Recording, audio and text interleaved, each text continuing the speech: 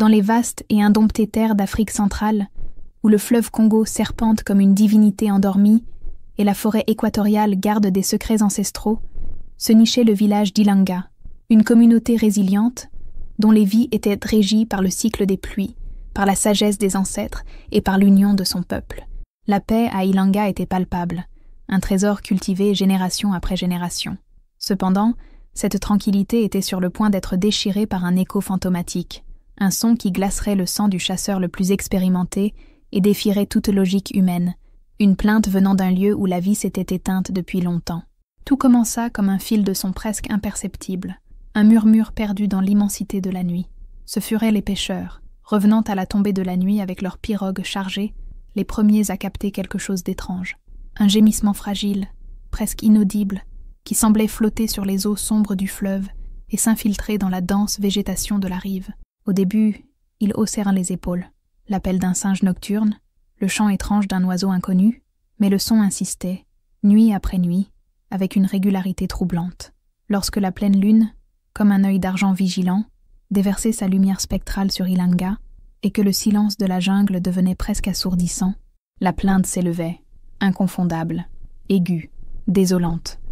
Les pleurs poignants d'un bébé nouveau-né, la peur, comme une brume froide et humide, commença à s'infiltrer dans les huttes de terre et de paille d'Ilanga.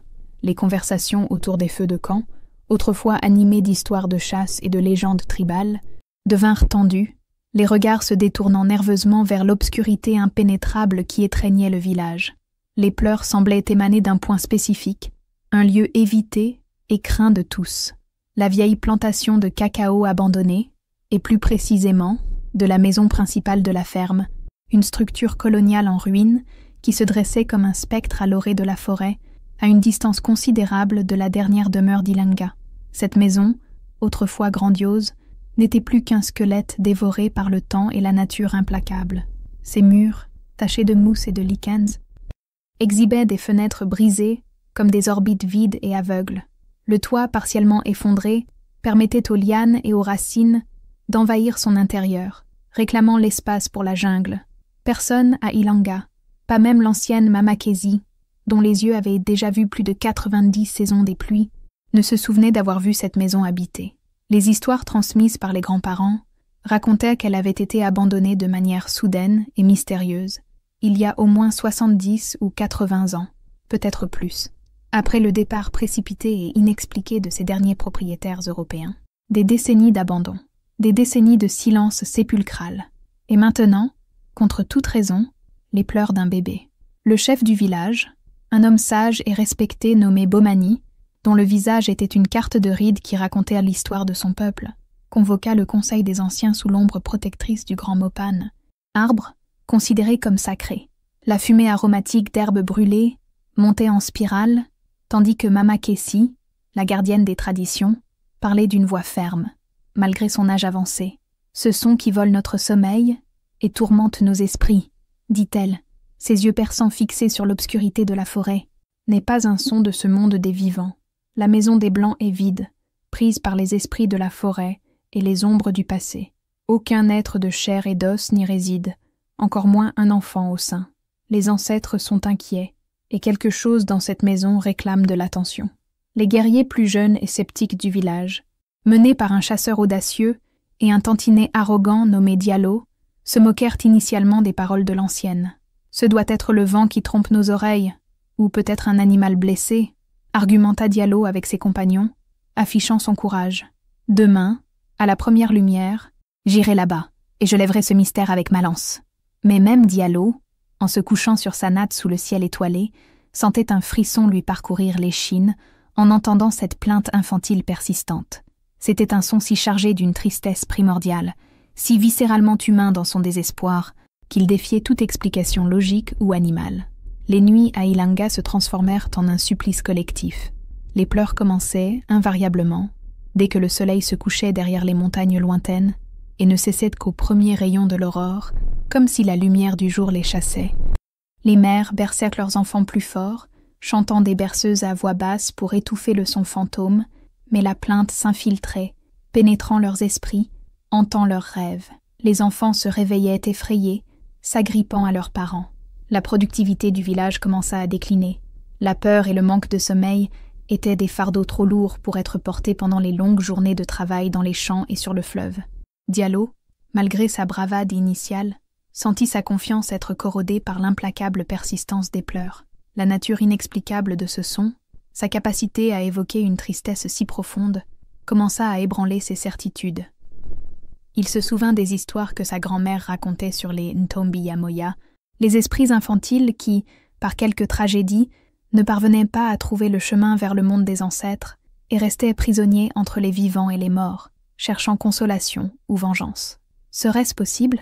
Lui, qui s'était toujours enorgueilli de sa force et de son courage face aux bêtes de la jungle, se voyait maintenant confronté à un ennemi invisible, une douleur palpable que sa lance ne pouvait transpercer.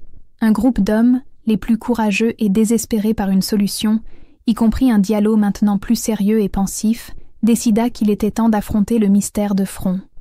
Armés de torches faites de bambou et de résine, et emportant avec eux des amulettes de protection sculptées dans le bois et l'os, bénis par Mama Kessi, ils s'enfoncèrent dans le sentier qui menait à la maison abandonnée, par une nuit particulièrement sombre, lorsque la nouvelle lune se cachait et que les étoiles semblaient lointaines et froides. L'air autour de l'ancienne plantation était dense, lourd, chargé de l'odeur de moisie, de végétation en décomposition et de quelque chose d'autre, une tristesse ancienne, presque une présence physique, qui semblait étouffée. À mesure qu'il s'approchait de la sinistre silhouette de la maison, les pleurs du bébé devenaient effroyablement plus clairs, plus définis, plus douloureux à entendre. Il n'y avait plus moyen de nier. C'était réel, et cela venait, indubitablement, de l'intérieur de ces murs en ruine. Le cœur de Diallo battait la chamade contre ses côtes, un tambour anxieux. Il échangea un regard tendu avec les autres. La peur était un masque pâle sur leurs visages éclairés par les flammes vacillantes des torches. Mais le besoin pressant de réponse, de mettre fin à ce tourment qui ravageait le village, était encore plus fort. D'un signe de tête silencieux, Diallo poussa ce qui restait du lourd portail d'entrée de la véranda, qui grinça lugubrement, comme un gémissement de bienvenue de la maison hantée elle-même. L'intérieur de la maison était un labyrinthe d'ombres et de poussières accumulées pendant des décennies. Des toiles d'araignées, épaisses comme des linceuls et couvertes de saleté, pendaient du haut plafond, se balançant doucement avec la brise qui s'infiltrait par les fenêtres sans vitres. Des meubles cassés et pourris, recouverts d'une épaisse couche de poussière et de débris de feuilles, gisaient éparpillés comme des témoins silencieux d'une vie brusquement interrompue. L'odeur d'abandon, d'humidité et de temps arrêtés était écrasante. Et les pleurs semblaient venir de partout et de nulle part en même temps, résonnant dans les pièces vides, amplifiés par la désolation et le silence oppressant du lieu.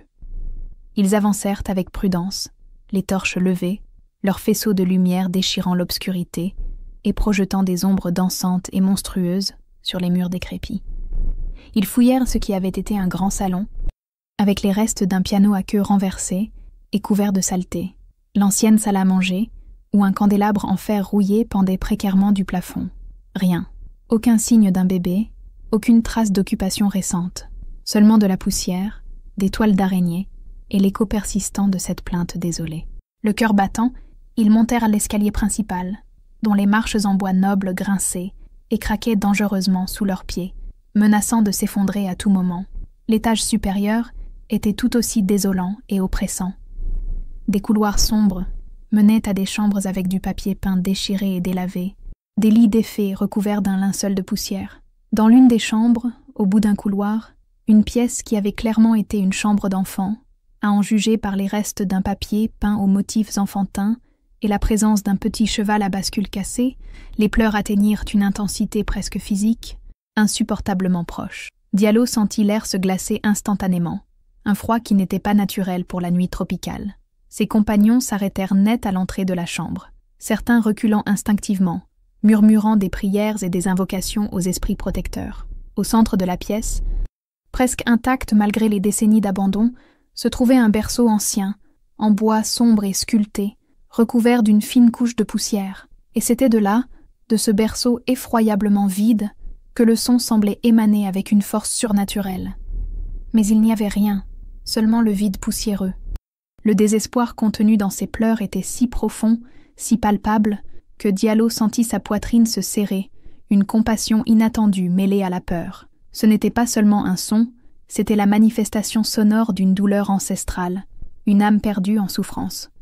Soudain, l'un des hommes plus jeunes, qui avait osé regarder de plus près le berceau, poussa un cri étranglé, pointant d'une main tremblante l'intérieur du meuble. Il y avait quelque chose là, semi-caché sous la poussière et quelques bribes de ce qui avait été un drap. Avec une prudence qui lui était inhabituelle, Diallo s'approcha. Utilisant la pointe de sa lance, il écarta la saleté. Ses yeux s'écarquillèrent. Là, reposant sur le fond du berceau, se trouvait un petit objet en argent, noirci par le temps, une tétine. Et à côté d'elle, un minuscule médaillon en or, avec une seule lettre gravée en calligraphie élégante, A.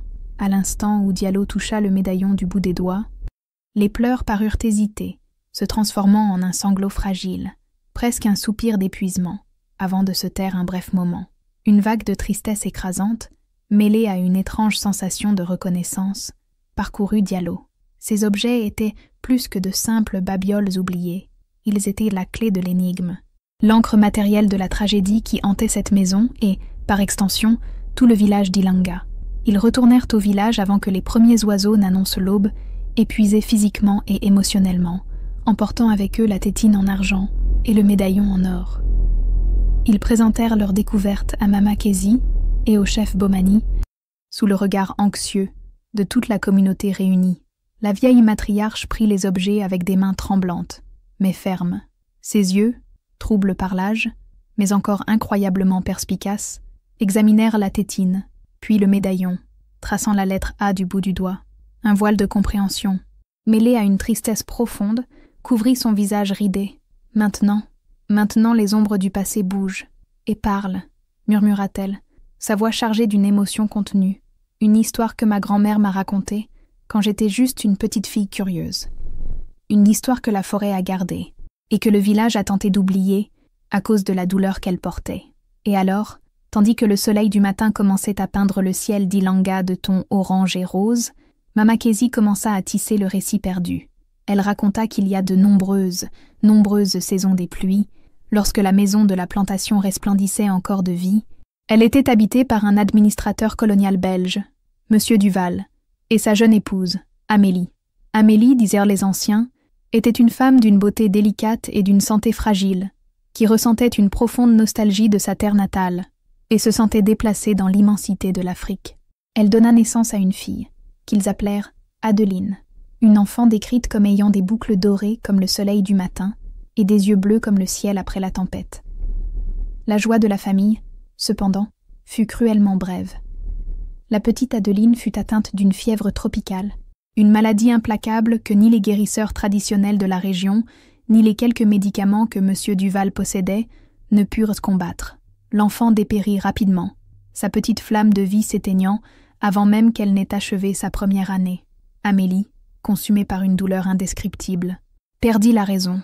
On racontait qu'elle errait dans les pièces de la maison pendant les nuits sombres, berçant un oreiller comme si c'était sa fille perdue, chantant des berceuses au vide, ses propres pleurs résonnant dans la solitude de la vaste propriété. M. Duval, incapable de supporter la folie de sa femme et la perte dévastatrice de sa fille, devint un homme aigri et distant. Peu de temps après la mort d'Adeline, ils abandonnèrent à la plantation en hâte, laissant presque tout derrière eux, comme s'ils fuyaient un fantôme qu'ils avaient eux-mêmes créé, une douleur si grande qu'elle était devenue palpable. La maison resta vide, gardant dans ses murs décrépits l'écho de cette immense et inconsolable tristesse maternelle. L'histoire révélée par Mama Kézi jeta une lumière tragique et émouvante sur le mystère.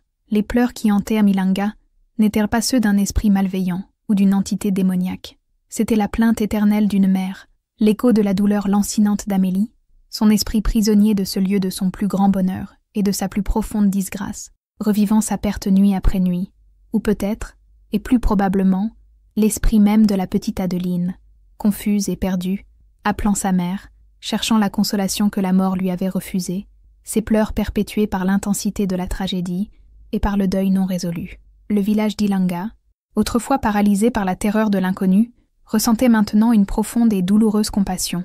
L'esprit de l'enfant doit trouver le chemin de la paix, auprès des ancêtres qui l'attendent, déclara Mama Kézi avec solennité, les yeux embués de larmes. La douleur de la mère doit être reconnue et apaisée. Le deuil doit être achevé, même avec tant de décennies de retard. Sous sa direction sage et compatissante, les villageois préparèrent un rituel. Non pas un rituel d'exorcisme ou de bannissement, mais un rituel d'accueil, de guérison et de libération. Mené par Mama Kessi et par Diallo, qui comprenait maintenant la profondeur de cette manifestation et sentait un poids de responsabilité dans son cœur, un petit groupe retourna à la maison abandonnée, cette fois, non pas avec la peur et les armes, mais avec des offrandes de fleurs sauvages cueillies dans la forêt, des fruits sucrés, et avec les cœurs ouverts à l'empathie et au respect de la douleur d'autrui. Dans l'ancienne chambre d'Adeline, où un silence lourd planait maintenant, comme si l'esprit attendait, ils déposèrent la tétine en argent et le médaillon en or dans le berceau poussiéreux. Mama Kessi alluma un petit feu avec des herbes sacrées et des résines aromatiques, dont la fumée purificatrice et apaisante emplit lentement la pièce.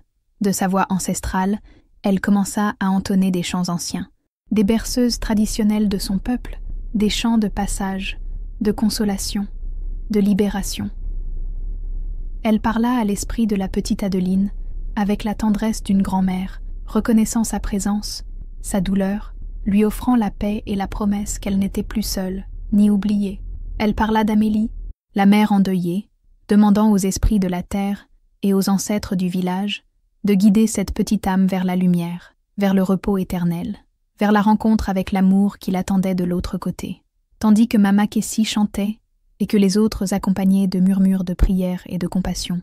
Une sensation de paix commença à s'installer dans la chambre. L'air lourd parut s'éclaircir, le froid anormal se dissipa. Une brise douce et tiède pénétra par la fenêtre cassée, apportant avec elle le parfum des fleurs de la forêt, comme si la nature elle-même participait à cet acte de guérison. Il n'y eut plus de pleurs. Seul un silence profond et serein emplit la chambre, un silence qui n'était pas vide, mais plein d'une paix retrouvée, d'une libération. C'était comme si la maison elle-même, après des décennies de souffrances contenues, pouvait enfin respirer soulagée. Cette nuit-là, pour la première fois depuis de nombreuses semaines, le village d'Ilanga dormit sous un manteau de silence absolu et tranquille. Aucun pleur fantomatique ne perturba le sommeil de ses habitants. Le soleil du matin suivant parut briller d'une intensité renouvelée, la vie dans le village reprenant son cours normal, mais quelque chose de fondamental avait changé dans les cœurs et les esprits du peuple d'Ilanga. La peur avait cédé la place à une compréhension plus profonde des liens invisibles qui unissent le passé au présent, les vivants aux esprits, la douleur à la possibilité de guérison et de réconciliation. La maison abandonnée à l'orée de la forêt resta là, monument silencieux au temps, mais son aura sombre et sinistre s'était dissipée. Elle devint un rappel, non pas de terreur, mais de l'importance d'écouter les voix du passé, aussi douloureuses soient-elles, d'honorer toutes les histoires et d'offrir compassion et compréhension à ceux dont les douleurs résonnent à travers les âges. Les villageois d'Ilanga apprirent que, parfois, les plus grands mystères de la vie et de la mort n'exigent pas de bravoure physique ou de force brute, mais le courage de ressentir, la sagesse de comprendre et la générosité d'aider à guérir les blessures, même si elles appartiennent à d'autres, à des échos d'un temps lointain. Les pleurs du bébé avaient finalement cessé, mais son histoire et la profonde leçon d'empathie et de respect qu'elle apporta résonneraient pour toujours dans les cœurs et les traditions de cette communauté africaine, transmises de génération en génération. Des histoires comme celle du village d'Ilanga sont innombrables, tissées dans la riche et complexe tapisserie de l'histoire africaine, murmurées au coin du feu, gravées dans la mémoire ancestrale de la terre. Elles nous rappellent que le continent africain est un vaste référentiel de mémoire, de joies indescriptibles, de douleurs profondes et de mystères insondables qui attendent d'être dévoilés, non seulement avec l'esprit, mais avec le cœur. Et vous, avez-vous déjà entendu un appel inexplicable dans le silence de la nuit, un écho du passé qui vous a fait questionner la réalité? Partagez votre histoire ou vos pensées dans les commentaires ci-dessous. Et si ce voyage à travers l'histoire et le mystère de la maison abandonnée vous a intrigué et ému, n'oubliez pas de vous abonner à notre chaîne, de laisser un like et d'activer les notifications. Ainsi, vous ne manquerez pas nos prochaines plongées dans les profondeurs fascinantes et souvent oubliées de l'histoire de l'Afrique.